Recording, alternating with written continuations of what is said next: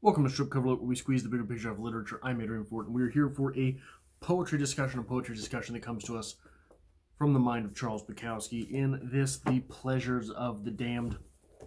I've got new videos on the channel Mondays, Wednesdays, and Fridays. Mondays are for poetry, and this poetry discussion is of the poem happening on pages 252 and 253, titled Small Talk.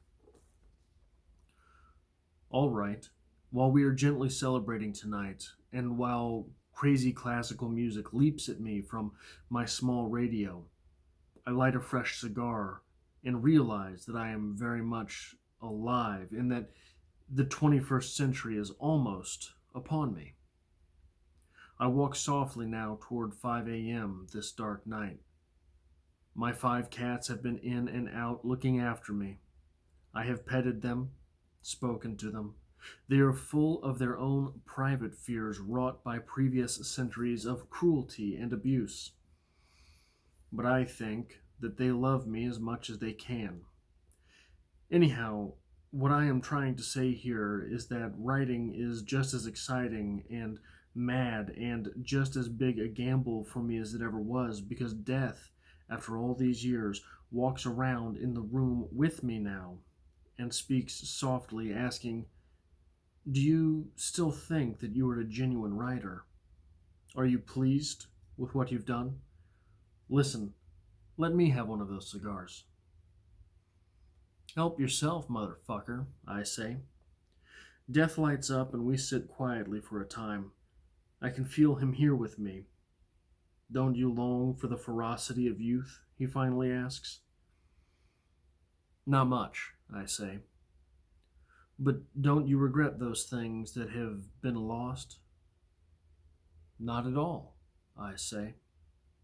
"Don't you miss," he asks slyly, "the young girls climbing through your window?" "All they brought was bad news," I tell him. "But the illusion," he says. "Don't you miss the illusion?" "Hell yes. Don't you?" I ask. "I have no illusions," he says sadly.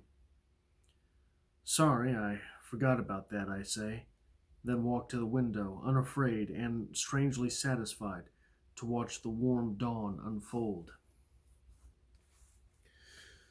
So I think that the obvious thing to talk about here is how he turned the tables on death. He turned the tables against death. "But the illusion," he says, "don't you miss the illusion?" "Hell yes," I say. "Don't you?" "I have no illusions," he says sadly. And then we get the Bukowski victory walk over to the window where he is strangely satisfied to watch the sunrise. There is no strange satisfaction there. The satisfaction there is inherent to the situation. The satisfaction there is that he has staved off death for another night. At the beginning of the poem, what we have is what feels like a very large swath of lost time. I think everyone understands that concept, the concept of the lost evening. There's a Chris Cornell song where he asks, "How did it get so late? I'll never know." I think we've all been there, right? Where you look up and all of a sudden your entire night is gone and you don't know where it went. I walk now softly toward 5 a.m. this dark night. This happens during a night of celebration. After he has lit up a fresh cigar. Celebrating what? We don't understand in the poem. We don't know what in the poem. We are not given that information. But whatever it is he was celebrating, he decided to celebrate with his cats and a cigar. It must have been some personal victory. It must have been some publication. It must have been some publication milestone. It must have been something such as that, right? Something lonely. But it doesn't bother him. The big thing in this poem, I think, the obvious thing, the big obvious thing, is turning the tides on death, winning the day against death. But the biggest thing here is the fact that death thinks it has him. Do you still think that you are a genuine writer? That's the first thing out of Death's mouth. That's where Death decides to attack him. Do you still think you are a genuine writer?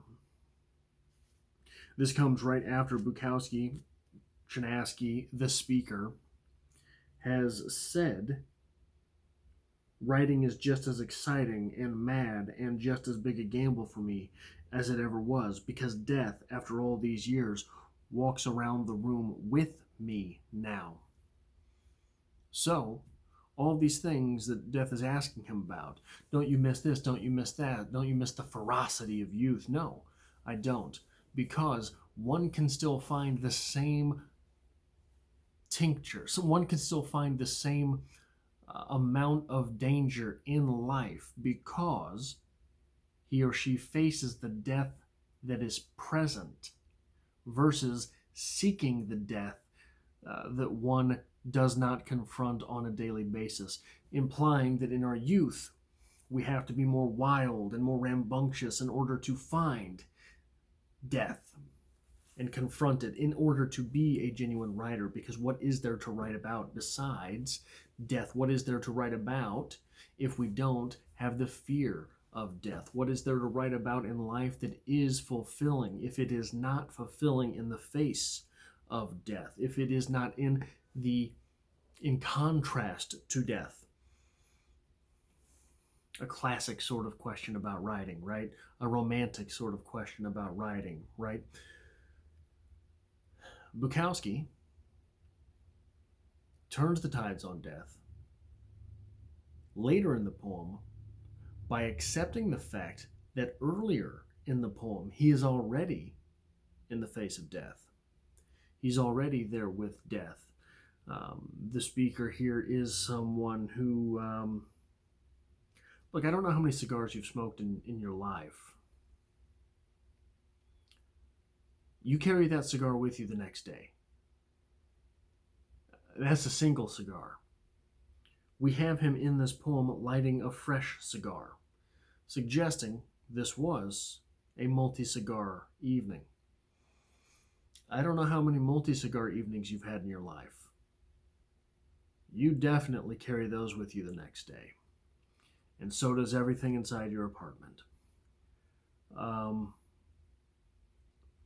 This speaker is a speaker which would have aches and pains. Aches and pains which are a constant reminder of mortality, a constant reminder of the fact that no matter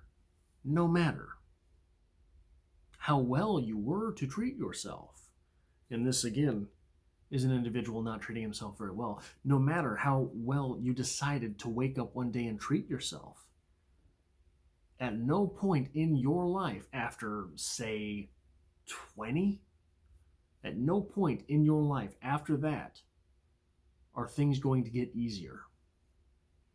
Even if you make some massive change in your life and you decide, I'm getting on track, I'm going to be in shape, yada, yada, yada, and you do it, those moments of being in shape are paid for 3 and 4 times over in comparison to what they would have been when you were younger.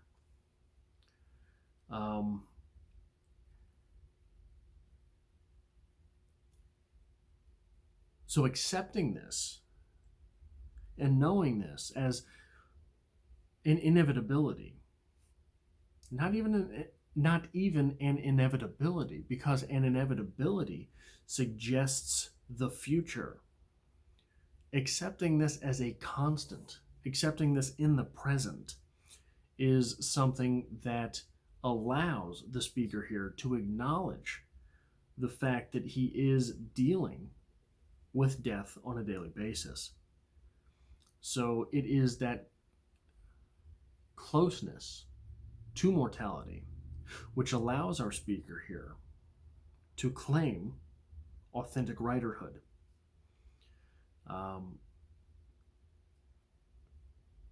I think it was Mark Twain who said something along the lines of, a man's greatest work in relation to writing or best novels or something always happen by the time he's 25.